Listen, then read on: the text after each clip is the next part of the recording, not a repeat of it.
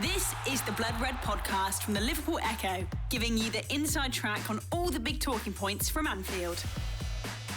Hello everybody and welcome to the latest Blood Red podcast, or shall I say conversation, with me, Ian Doyle. Joining me is Paul Gorst. Hi Paul, how you doing? Hello Ian. Just us two today, isn't it? It is, yes. It's an intimate setting for some good chat. Right, going somewhere else. Yeah. I've spent far too long with you this week. Well, to be fair, we did drive to Sunderland. There and back to Sunderland, yeah. Which we'll get on to in a minute, but before we get into that, we'd like to thank one of our two show sponsors today, NordVPN, Paul. It's NordVPN. And their app, they can help you with things like protection for your private data, like bank details, passwords, and online identity, and it can also switch your virtual location, allowing you to save money by purchasing flights, hotels, subscriptions from other countries at a cheaper price. And for more benefits and more information, download the NordVPN app to your device. Click the link in the podcast episode description below. If you want to get the best discounts off your NordVPN, go to that link that we can see in the podcast description box below. The link will give you 4 extra months on that 2-year plan, and there's no risk with Nord's 30-day money-back guarantee. We've got a second show sponsor, that's Saily, which is an e-service app, and we'll be telling you a bit about them a bit later on. But first, we will talk about the win at Sunderland. Liverpool, day before, had some good results, didn't they? Obviously, yeah. Man United drew West Ham, it nearly lost. That guy couldn't get his hair cut. We won't mention him again, though. Chelsea were 2-0 up against Leeds. They drew 2-2. Villa won. But that was just before Liverpool had finished, wasn't it?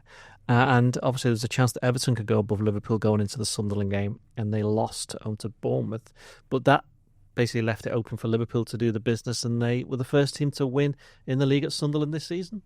Yeah, and to be fair, it was fully deserved, wasn't it? I must admit, I was fearing the worst. You know, a wet Wednesday in Sunderland has replaced the wet Wednesday in Stoke as the sort of barometer of can you do it? And it was wet, wasn't it? It was. It certainly was. Yeah. We were submerged, almost really parking up. And it just had all the hallmarks of the things Liverpool have struggled against this season. And, long throws, direct football, Sunderland very physical. They're almost a sort of prototype of the way the Premier League's gone a little bit in this season, the way they approach the game, and absolutely nothing wrong with that at all. They are playing to their strengths and are having a great season as a result. That they're going to stay up, aren't they, without too much of a problem. So I was worried, I was concerned. I thought this might be one where Liverpool just wilt and just collapse, as we've seen far too often this season, but they stood up to the task really well. Canate and Van Dijk were superb. I thought Vatarando was as well before he goes off with his injury. And then they added a little bit of silk to the steel as well with Florian Wirtz, who was the best player on the pitch for me. So, yeah, a really good night. But one where Liverpool almost sort of embraced the new way of working in the Premier League and win it with a bit of a scrappy corner with about 9 men inside the 6-yard box. Van Dijk gets the header and Liverpool come away with the points. So, Slot was talking today, wasn't he, again, about the negative set-piece balance, which is a phrase I'd never heard until he sort of uttered it earlier this season. But he's right in the sense that if Liverpool's set-piece balance was a little bit more, pH neutral, shall we say, they'd be a lot further up the table, and, they might even be in with a shot of having a run at Arsenal. But it is where it is. They are where they find themselves on the back of that inability to defend those sorts of styles, and Wednesday was a big step forward in that regard, and a big win really. Do you really just say pH neutral? pH neutral, yeah. Going back to the old chemistry lessons. Would you regard yourself more acid or alkaline? I reckon you're the acid. Yeah, I'd say you're the alkaline. I was thinking that myself. That's why I set that one up. Yeah. Thanks for you have a little sip of your drink there. We'll talk about the set pieces then. Obviously, Mohamed Salah gets that corner in. I actually thought Liverpool did all right, attacking-wise. They always looked as though they were causing a bit of problem. There was 1 or 2 in the first half that Salah hit first man, but you could tell that Sunderland were a little bit, not nervy, but they were quite aware of the threat that Liverpool had, which is something that perhaps they've not had this season. But they got the first goal from a corner in the Premier League. It was at Bournemouth, wasn't it? So that's fairly recent. They got one against Newcastle after that. But if you count free kicks, that's 8 set-piece goals in the last 6 games in all competitions, which for a team that up until start of January, end of December, can't remember exactly when it was, they did have a set-piece coach, Aaron Briggs, and then he left. it seems as though matters have improved a little bit in that regard. Not that I'm saying it's down to him, but it's just a kind of a coincidence, isn't it? I mean, it might be a coincidence, yeah. I'm not too sure what they were doing previously compared to what they've changed now, but it was Arsenal-esque, wasn't it? Liverpool's winning goal on Wednesday. So many men inside the 6-yard box, putting the goalkeeper under a whole lot of pressure, and lo and behold, it seems to work. And yeah, they have massively improved in that regard, and if they can improve on that going forward between now and the end of the season, while still looking to keep the way that they're playing, out of possession, or rather in possession, they've got a good chance of winning more games. I mean, I don't like it as such. I think the Premier League now has become too sort of reliant on this style, and I remember I was just idly watching Match of the Day a few weeks ago, and every highlight that was being shown was basically a high ball inside the 6-yard box and a goalkeeper looking to attack it, and it just... Somebody said to me, I can't remember who it was, so I know they'll probably be listening, and forgive them for not remembering who it was, but they said that that's kind of a sign of the Premier League's becoming more Americanized, in the sense that it's more reliant on your playbook, because there's so many set plays. And look, set plays and dead balls and all that stuff have always been important. You go back and watch the highlights from, well, in your case, the 2000s, but for my case, the 80s and stuff like that. It's never been any different, but now it seems to be a bit more science behind it. And I don't necessarily mean this season, I mean over the last couple of seasons. But, there's always been a sense of, go back to Wimbledon in the 80s, that kind of, if we can't beat them playing one way, we can play another. There's absolutely nothing wrong with that. And if anything, it's been more like a reaction to teams trying to play like Man City. I mean, look at Southampton last season, where they went down and they tried to play up from the back every single week without fail, and then it never ever worked. Yeah. And you just thought, well, why are they doing this? They're clearly, it's a very nice way of playing, but they're never going to stay up by playing like this way, and that's exactly what happened. Yeah, and also as well, you look at Arsenal, as far as I'm aware, they were the first team to bring in a set-piece coach, weren't they? Nicholas Jover, who might not have been the first team, but they're the first real big team who've had big success with it. Who's the Viking? Aston Villa. I always forget his name. He's Scandinavian name. I can't remember his name, to be honest. But you look at Arsenal and the success that they've had with set pieces over the last couple of years, and certainly this year, they are still favourites to win the Premier League, aren't they? And that has been their style, so it's no surprise really. His name is Austin McPhee, and he's Scottish. Okay. So I'm thinking of Gerrard's assistant. Then I'm pretty sure he was a Scandinavian. You have to Gerrard's assistant. That was Neil Critchley, wasn't it? No, there was someone else. I'm sure there was, or he was sporting director or something. Tell you what, I didn't know he was Scottish. I thought he was a Austin McPhee. Yeah. I didn't either. Clearly, as soon as I saw his name, I was like, he's definitely not from Norway. Not from Norway. Yeah. Where was I?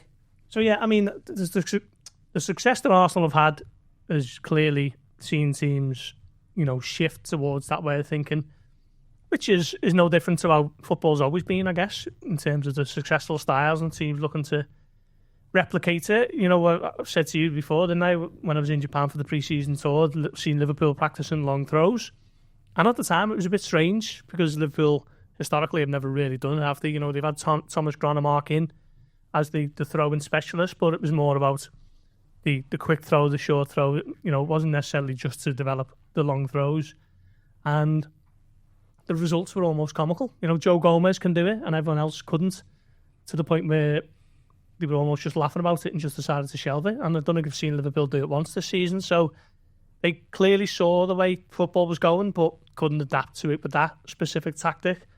And then they've just been found wanting, haven't they, with defending set pieces, attacking set pieces, until very recently, where those numbers have improved. And yeah, I mean, they were the better side on Wednesday night.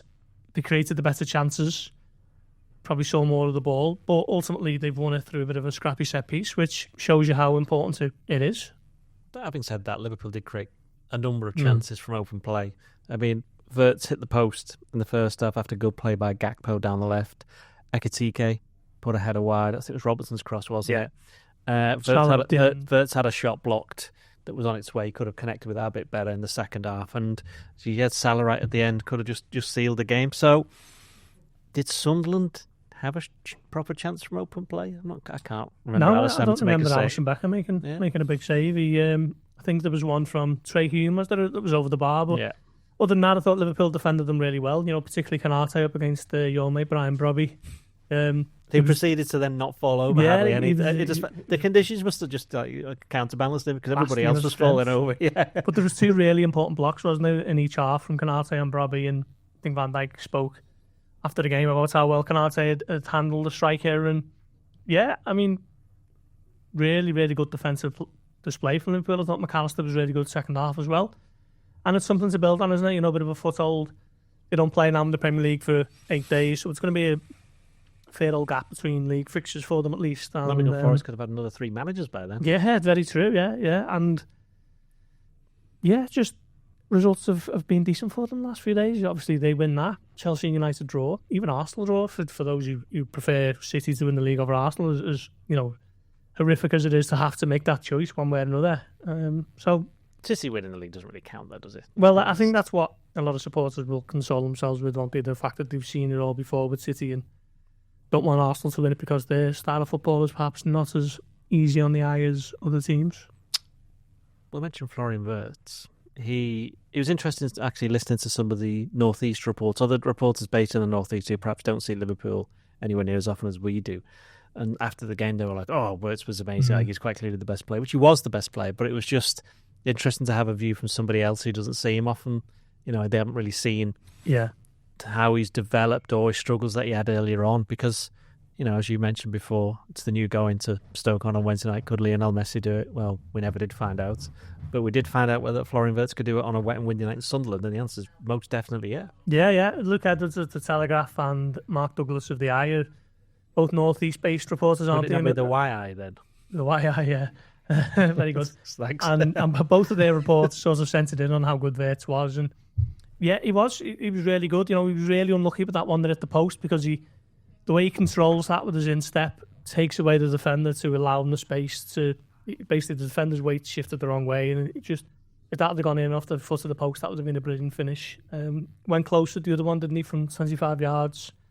Yeah, the other one you said maybe could have been a better finish, the one that gets blocked, which was a bit similar to his chance against Man City that Mark A blocked. But yeah, it was just more of the same that we've seen since probably the end of November, really. The only game I can think where he hasn't performed anywhere near his best was probably Leeds on New Year's Day, where he might have been a bit tired and a bit fatigued, and Liverpool was struggling a bit to create chances. So yeah, you know, he won Player of the Month for January, didn't he? For the club's in-house award. So he's just needs to continue that on, I guess, and have a really strong end to the season. And then I think next season will be real excitement over what he's able to do once he's had a full season up to speed with the intensity of the Premier League. It's just interesting the fact that they reacted like that, the North East journalists, is that maybe they've just read bits and bobs and they've followed the narrative that Wirtz hasn't really been that much of a success, which you can't blame them because they obviously don't see the games all the time, so they're reliant on what other people are saying. That's just a very, very obvious example of that. I mean, it's not like you watch a match of the day or, you know, an extended highlights of Liverpool at the moment and Wirtz is, you know, far and away the best player on those highlights. No, he's not doing stuff where Kevin De Bruyne would dominate Manchester City highlights, wouldn't he? But if you're watching him over 90 minutes, certainly live and in person, you can tell over a prolonged period of a game and a run of games that he's such a gifted player, isn't he? And you know, he's added goals and assists to that in the last sort of month or so. I think it's probably a bit more than that. You go back to the West Ham away game where I know he didn't get a direct assist, but you could tell straight away. Yeah, I mean that West Ham game for me was probably the turning point in his season. Certainly, which 2 games had happened before that? It was Forest and PSV, and he didn't play in either of them. Which I remember saying something at the time, saying they'd missed him, and people just kind of laughed at me. I mean, to be fair, I could have said anything and people would have laughed at me, but you know, they particularly were less than impressed with that little comment. But can I just say I was proven right on that one? Thanks. Yeah, I mean, they'd only lost 3-1 and 4-2 in those games. Yeah, he was really good at West Ham, and then against Sunderland, he gets not officially the goal, but you know, it's a goal in all but name, isn't it? Drags Liverpool back into it. The shot that it's Nordi Mukiele and goes in for an own goal, and then he wins the penalty at Inter, doesn't he? You know, off the bench for that one. Scores against Wolves, gets Liverpool an equaliser at Fulham, scores against Newcastle.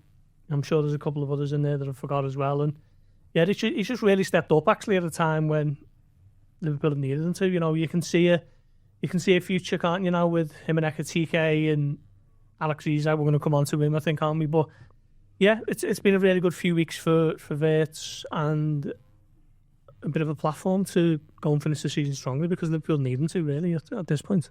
Let's do Isak amid the construction noises that we can hear from sitting here. Not sure whether you can hear that at home, but we can certainly hear it and feel it.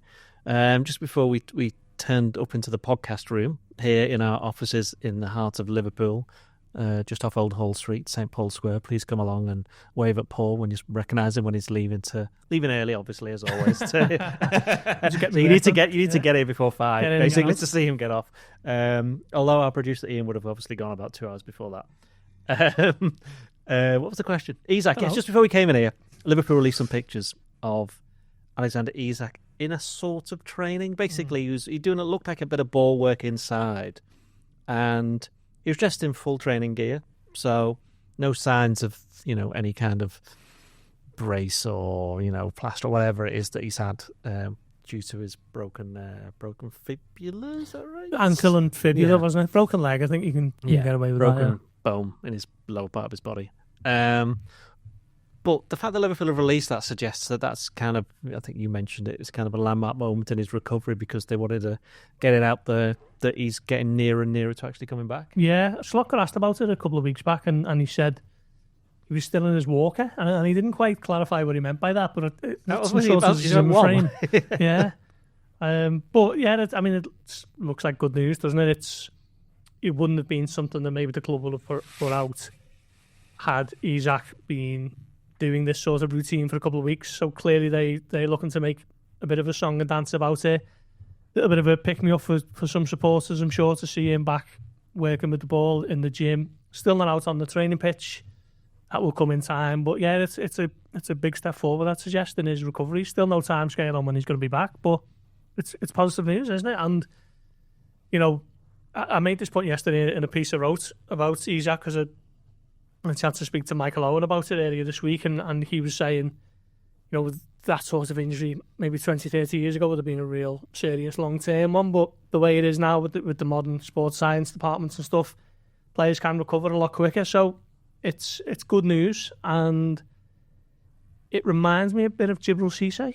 When he came to obviously totally different transfer fees, but he was a club record signing, wasn't he, in 2004, breaks his leg in October, and then by the time he comes back later that season, he's a bit of a bit part player, a bit of an impact sub, and I think that might be what Liverpool have up the sleeve for Isak between now and the end of the season. I don't think they're going to have to rely on him for his goals because he's going to be unfit and coming back off a long injury, but anything he can contribute will be a bonus, and then probably see the best of him next season. So what you're saying is that Liverpool will play Juventus and Chelsea in the Champions League, then get to the final and Isak will score a penalty in the shootout. You take it, wouldn't you? Take it now. That could happen.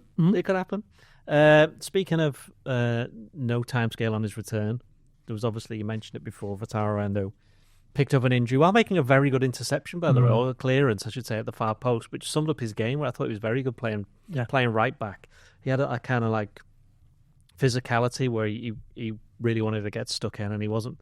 I can't. Well, he won the most duels up until that point. Well, this is the thing. He was up against. What's his name? Nielsen? Is it Anguilla? Anguilla, yeah. It was his debut for Sunderland. It was his first. Well, it was his first start. Right. He'd come on. I think he came off the bench against Arsenal, I think, at the weekend.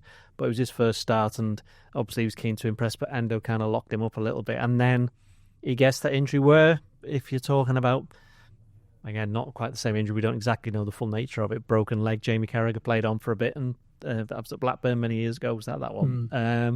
And Vatarando did the same to defend a corner, wasn't it? And then he went, "Nah, I've had enough of this." And then he ended up getting quite a lot of treatment, wasn't it? Yeah. It was sad, really, wasn't it? He's a bit of a cult hero for the fans for obvious reasons. He always gives it 100%, and I thought he played really well. We could have been an option at right back, another option that they will have needed because this right back situation, as Slot said to us on Wednesday night. What did he say? You wouldn't believe the trouble that we've had with it. And we do believe it because we've reported on it all season. I think if we had 7 right backs now. Conor Bradley, Frimpong, Szoboszlai, Joe Gomez, Endo. Calvin Ramsey played there against Palace. Has Curtis played there this season? He's probably the only one left now, isn't he? So he hasn't. Yeah, it was sad, really, because it was only his second Premier League start under Slot, the first one this season. He played really well. and he only lasts 60 minutes before he's forced off with what looks to be a serious injury, and Slot got asked about it again today, and he wasn't really in a position to update much further, was he? But he did reiterate that it is a serious long-term one, and could be end those season over with. Let's hope it's not, but yeah, it didn't look good, did it? When when he gets carried off on a stretcher and fans are singing his name in support, but when we'll see him again, I'm not too sure at the moment. Interesting thing then, if you count the end of last season when Curtis played there and Gerald Quansah played there and Trent played there, that's 9 right backs in 12 months, which is a bit mad. Yeah. Consider it's just one position. It's not like centre back or strikers where you could have more than one. It's like having 9 goalkeepers in that time. To be fair, Chelsea have probably had that in a month. Yeah, Nottingham Forest. Yeah, it's crazy, isn't it? When you think of last season should have just been Trent Alexander-Arnold playing at right back, and somehow they've still ended up with that many different players playing at right back, and some have done it better than others. We're not going to see Conor Bradley now until next season, are we? Frimpong, even when he came back from those 2 hamstring injuries, I think he still probably played further forward more often than he has played at right back. So yeah, it's become a little bit of a poison chalice, hasn't it, that right back position? And I expect Szoboszlai to play there tomorrow. We'll come on to that. Yeah, we'll come on to our teams, but he's back from suspension, isn't he? So I don't think there's many other options really, unless you go for the Calvin Ramsey option, which seems to be a bit of a sticking point among some fans, which to me is a bit of a strange one. But yeah, really is becoming a bit of a strange one, that right back position. Do you know what? I think it's time to take a time out and thank the show's second sponsor, Saley. What is Saley, Paul? Well, I'll tell you. Go on. Saley's an affordable, easy-to-use, sustainable eSIM service that gives reliable mobile and internet connections from anywhere in the world. You can save money or eliminate roaming fees with affordable eSIM data plans in over 200 destinations, including Wigan, and have a fast and reliable internet connection upon arrival in your destination, including Widnes. For more benefits and more information, download Saley in the App Store. Use our promo code provided in the podcast episode description box below. At checkout, you'll get an exclusive 15% off with your first purchase. And for more details, go to saley.com/bloodred. Right. Now, with Liverpool's win, that means that they're only 2 points off Chelsea, who are 5th, and the 3 points off Manchester United, who do have foreign players, which is, I think, will be news to their majority owner there, who are 4th. Pretty sure Liverpool aren't going to catch Arsenal and City. I mentioned Villa before. I still think Villa might be one, but that was a big win for them. It was, yeah. Yeah. I think if they'd dropped 2 points there, it would have been things more interesting. But it has breathed new life into that top 4, probably top 5 race for a Champions League place, when it was only a couple of days ago people were gloom and doom because they just saw the possible negatives of what was coming over Tuesday, Wednesday, Thursday, as opposed to the positives that actually happened. Yeah, I don't think, certainly with Chelsea winning 2-0 at the time, I don't think you would have had too many people saying that both United and Chelsea were going to drop points, particularly the form that they both been in. But it was a real opportunity, wasn't it, for Liverpool to take advantage of it on Wednesday, and fair play to them, they did. So I think they just need to stay in the mix, don't they? Just try and get together some sort of consistent run, which has eluded them all season, really. Even when they were on that unbeaten run, far too many draws in there as well. So, a few wins can really propel you up the league, and I think that's what will rankle most with Slot. The fact that had just a couple of those draws sort of early January being victories, Harrison Reed's won the goal, and had they been a little bit better against Leeds on New Year's Day, the complexion of the table would look a lot better, wouldn't it? And, it's all ifs and buts and whatever, but defending late, decent results late on, they've let too many of those slip away as well. So, well, that was a positive from Wednesday, wasn't it? The fact that they kept Sunderland very much at arm's length, when they're very much exactly the team that you would have expected to nick one right at the end, because they did it against Arsenal, didn't they? Yeah, 100%. It's a good step forward for the squad and their ability to deal with the situations late on, because it's not just a coincidence, is it, that they've conceded 6 times in stoppage time and it's cost them 8 points. We were talking about it last week, weren't we? It's almost like a bit of a self-fulfilling thing. Once it happens once or twice, you start to believe that it's going to happen more and more. And I suppose the inverse is true, where, certainly at the beginning of the season, the more you score late on, the more you get a belief that you can go and carry on doing that. So no coincidence that it's happened as often as it has for Liverpool. So, yeah, Wednesday will be a good reference point for them to think that they can see it through. 7 minutes added on and they still held on. They weren't really massively backs to the wall or anything like that. So that is a good thing to build on. But you don't want to be relying on it too much there because, you'd rather just put games to bed a lot earlier and a lot more straightforward than it has been all season, really. Now, bad news for our former colleague Joe Rimmer, but good news for me because it's FA Cup weekend. We know that Joe, the departed Joe, departed? He's left. He's not dead. yeah. Still with us. There it is. Yes, thank you. Little inside joke there with our producer Ian. It's the FA Cup. Now, Liverpool could have had an easier draw, but at least they're at home. Brighton, a team that they were eliminated a couple of years ago, weren't they? 2-1, wasn't it? Where Fabinho remembered that he forgot how to run. Yeah. That's where we realised, hang on, things are looking great for him here, and he was gone a few months later. We were at Arne Slot's press conference earlier today. Only today? It was today. I know. Long week. I know you did a bit of a separate with him afterwards, which we can't really talk about. But before that, he was asked about his team selection, and he said, look, I turned to his press officer, Tony Barrett, formerly of this parish, and basically said, I was speaking to Tony before, and I didn't get much kip last night because I've been too busy thinking about sleepless nights. Not even so much who to play, but in what position as well, and whether this, that, and the other. And given the fact that we do pick the Liverpool teams every single week, we can understand his pain, can't we? Because we'd put a lot of thought into that. Yeah, I can understand where Anna's coming from. Lots of times I've agonised over my selection on this pod. But yeah, it's tough. I mean, it is and it isn't, because I don't think Liverpool are in a position to be, frittering away the FA Cup hopes this season. Normally it's the sort of fourth in the list of four, isn't it, priorities, if they're still in the League Cup, because at this stage of the year there may be semi-finals or finals to come. So Joe will be happy to hear you say that. Yeah, that's I think Liverpool have got a really good chance of winning the FA Cup if they approach it properly. And that's a big shout. I mean, as much as anyone else. What does it mean, approaching it properly?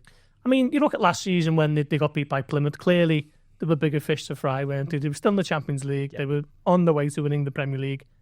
And the team selection probably reflected that, didn't it? But I think this year, they're not going to win the league. The Champions League, they're still in it. But you'd probably say the FA Cup is easier to win than the Champions League. So I think they should be taking it as serious as possible. And of course, the Champions League qualification clouds that a little bit. But the good thing about the FA Cup is, it's not getting played midweek. It's not interfering with the Premier League schedule. Basically, the Premier League drops out for a week, doesn't it? So it's something for Liverpool to approach properly. And I think at the moment he hasn't even got the numbers to rest and rotate too much. So it's pretty much going to be as strong a team as you'd imagine, really, apart from maybe one or two. Do you think so? I think there's actually more scope for rotation than you possibly think. I mean, we'll get onto our teams in a bit, but I do. They don't play for 8 days after. I mean, this is the thing. It's like which players can go again out of those that have played the last couple of games, and I think he's dropped a bit of a hint with a couple of the players who didn't play or didn't start against who've just been Sunderland. That's it. Yeah, Sunderland. Yeah. I mean, that was literally 2 days ago. So it was that was a heavy pitch and this, that, and the other. So that will play into his thinking, which is probably why I didn't get any sleep. But sometimes you can just overthink things a little bit. Yeah. I mean, it depends with Brighton as well, doesn't it? The thing, Brighton, I'd say 12th or 13th. I mean, Slots was saying I couldn't believe when I saw the table that they're quite as low down as they are, but there's obviously a reason for that. Yeah, the same way the reason why Liverpool is 6th. They were booing, weren't they, the fans recently, which is most unlike Brighton, given the trajectory they've been on over the last 10 years. But it does sound as though they're getting a little bit restless at the moment. I just think the whole Premier League's unhappy. The 14th? Yeah, there's not. I don't know if they've suddenly got 11 points behind Liverpool. It felt like they were right next to them. Is there any fan bases who are happy at the moment? Villa and Sunderland, I'd say. Yeah, I mean, even Everton, Arsenal probably. Everton are happy. Yeah, they've got something to complain about. We hear about their moaning in this office, don't we? Never. One or two. The Everton contingent. But yeah, I just think it's a very unhappy Premier League. Even Arsenal 4 points clear now, aren't they? And imagine they're getting a bit twitchy over the draw last night. So, yeah, I mean, it depends. Brentford. They're happy. Brentford are happy. There you go. There's the three. There's the three. But it depends how serious Fabian Hertler wants to take it, doesn't it? And I think he has to. Yeah. Did they get to the semi the other year? But played United. Plays United, and then lost, didn't they? Yeah. So, yeah, we'll see. They've already beaten United this season. So, I mean, they've had two very hard draws, haven't they? They've United away, then Liverpool away. I forgot they knocked United out. Yeah, that was an interesting game. But yeah, I'm not too sure. I mean, I think we disagree on it, don't we? But I don't think there's that much scope to rotate. But coming off 3 games in 6 days, it's going to be tough to stick with the same 11, isn't it? It was close to it. So it's tough on this, actually. I can understand why Slot is having sleepless nights.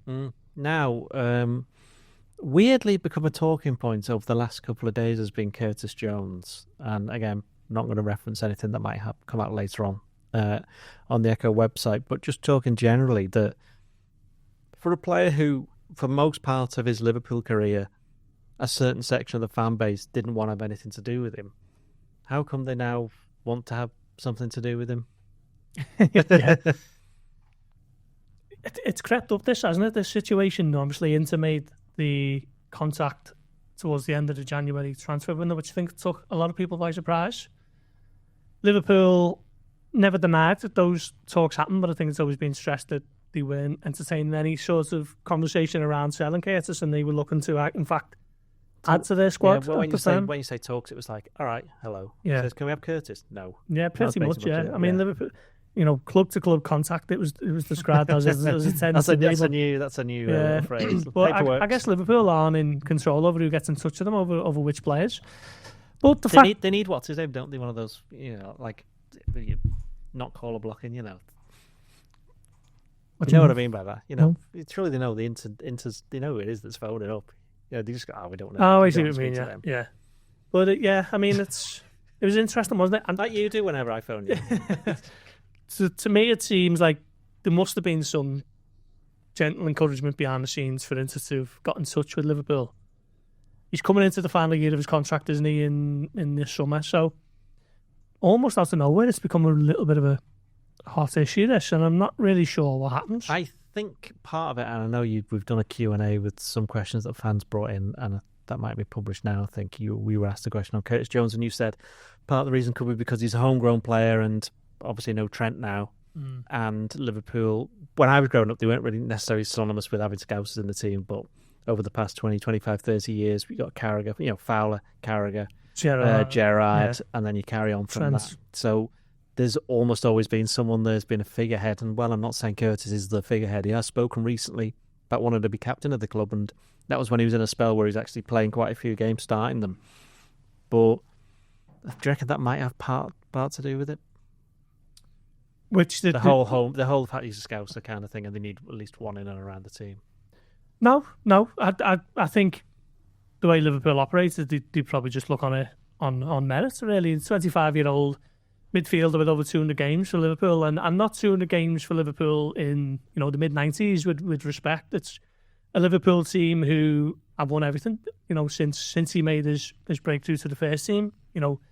2 Premier League titles, of which he was a big part of last year, of course, and an FA Cup. When he made his debut, Liverpool were the champions of Europe, and they were on the way to the Premier League title. So he's done really. He's not just in the team because he was born in Toxteth or whatever. He's a quality player, and I think it just counts a little bit more for me anyway. The fact that you are a Scouser. Yeah, that's what I'm saying. It'd be disappointing if Liverpool sold a Liverpool-born midfielder at the age of 25. For me, anyway. I'm sure a lot of people think similar because it's just, it's not a prerequisite, but it's always nice to have someone from the area representing the team, and they almost de facto role models for young Scouse players who want to play football. Of course, one of the curious things, well, you actually pointed it out, or you said that your mate pointed it out, that before the game, Liverpool had already won 4 away games in the Premier League. I'm not giving him credit. Go on. Give name. No, name. Absolutely name. not. Come on, you've got to do it. Is he going to get the drinks in? Does he ever get the drinks in? Yeah, he would, yeah. Well, there you go. So go on then. What is that? Is that the yeah? Thing? Yeah. So it makes him notoriously negative, I guess. That's why I don't want to give him any airtime. But yeah, mate of mine called Liam brought up the fact that Liverpool had only won away from home against 10 men or fewer. Yeah, which I was surprised about. But when I went through it, it was right. Tottenham 10 men and 9 men. Was it West Ham?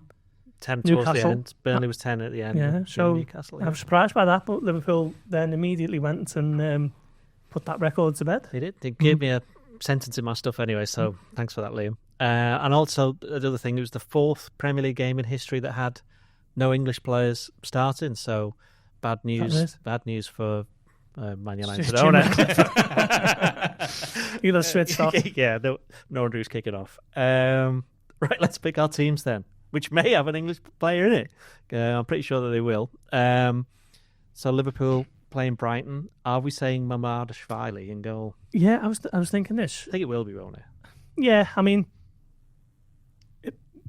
just because you tend to start your sub-keepers on you in the cups, so just sticking with that trend. And he hasn't done anything to make me think it's a risk or anything, and maybe Alisson could do with a little bit of a night off. He had one of them on Wednesday. He didn't really have much to do. Yeah, that's true. As opposed to Sunday where, should have just stayed. Yeah, he had a lot to do. Well, he came out and he punched the ball on 4 minutes, and he was furious with his defenders for being a bit. Didn't have quite a long way as well, didn't he? Yeah. But then I think they listened to the message because they didn't put a foot wrong after that, did they? Right, defence. I think Kirkes will be left back.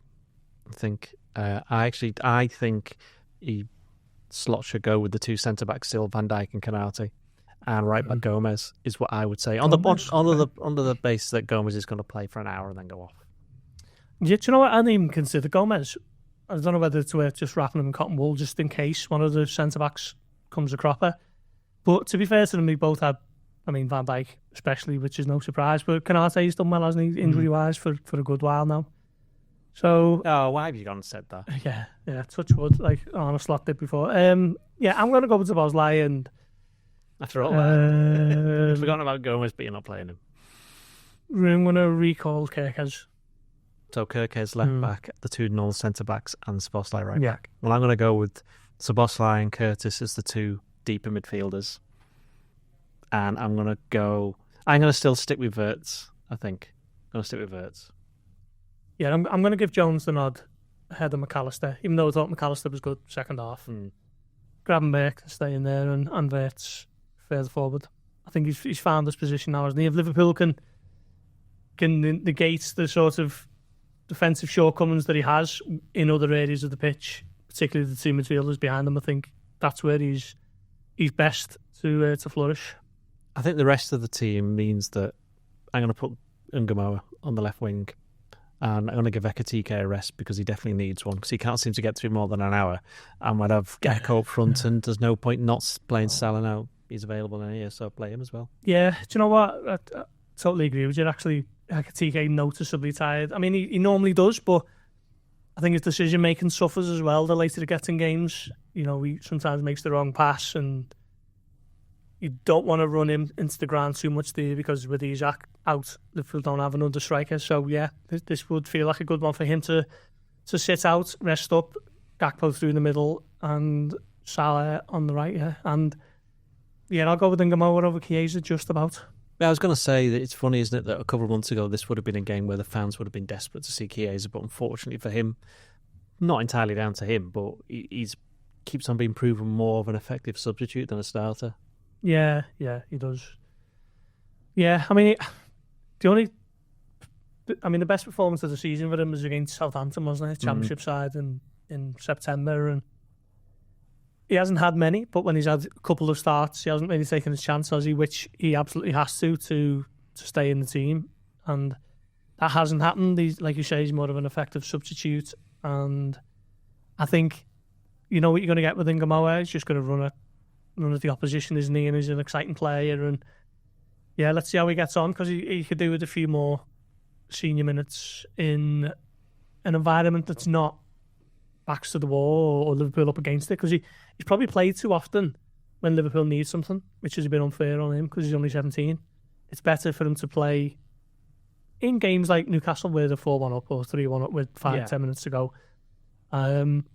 but putting them on from the start gives them a bit of a chance to just gain, a bit more sort of starting experience, if you like, if that's the thing. So, having said, they're going to make many changes, you've had Mamadashvili's 1, Kerkez is 2, Szoboszlai is 3, Jones is 4, and Gamora is 5. Yeah. So maybe things aren't as bad as they're being made out, although that's not true. They clearly are struggling a little bit in terms of the level for making changes at Premier League games. The forward options, I mean, we know the defensive options are stretched because they've got injuries, but it's only Isak who's injured at the moment, forward-wise, and I think it's because there's still a reservations over Chiesa as starter and also not want to, within Gamora, as you just mentioned. Yeah, I mean, the best stands probably counts as well, but... Oh, yeah, he would have been definitely been playing some of these games. Well, Slot said that, didn't he, was it after Arsenal? Yeah. I think they were playing the third round of the Cup the following weekend, and he said Dan's would have been involved had he not been injured. And, it's been a bit of a disappointing season for him in that regard, hasn't it? Because I think a lot of supporters are excited at what they've seen so far, but... He hasn't played all season, has he? Hamstring, it's a nasty one by all accounts. Just one final thing then on Trey and Yoni. Another player who's kind of been in that limbo where he's always been involved in the first team and he's not had a chance to go and play for the under-21s too much, but he's not had much action for the first team. So while he's been training in and around them, he's not played that many games. I think, like the Karabakh game, I think this might be a game where he gets half an hour. If they are going to rest Wirtz, it would be more fair on him, as opposed to the Crystal Palace League Cup game where he played the defensive midfield and the whole team was a little bit exposed, and that's exposed him. That if he has got 2 senior midfielders behind him and he's playing in that area, it might be better for him. But we both don't think he's going to start. But when he comes on, which presumably he will do, he'll probably be getting more than just 2 minutes at the end. Yeah, I think it's been a knock-on effect of Liverpool's season, hasn't it? The fact that they haven't been able to give these younger players more opportunities to gain minutes and gain experience. And Gamora and Naoni are certainly the sort of great hopes at the moment, aren't they? So, yeah, I mean, it would be good to see them get maybe 20, 25 minutes, but I guess a lot of it is dependent on the game state, isn't it? And like I say, Liverpool aren't really in a position where they can just shrug if they go out the FA Cup. It's a real opportunity for them this season, so I guess they'll have to play it by ear and see what the game's like. Yep. So predictions. I'm not there tomorrow. I'm doing something else. Far more interesting. I think because I'm not there, I hope it's 1-1, goes to extra time, then goes to penalties, and the penalty shootout goes to sudden death. It goes on for ages, and Liverpool win. Just to annoy you. Just to annoy me, yeah. Yeah, when I've got loads to do. Yeah. Picking up your slack. Yeah. 2-0 Liverpool. Into the fifth round, yeah. Like the Brighton game at home, we helped when if a Brighton player decides to cross the ball into his own area.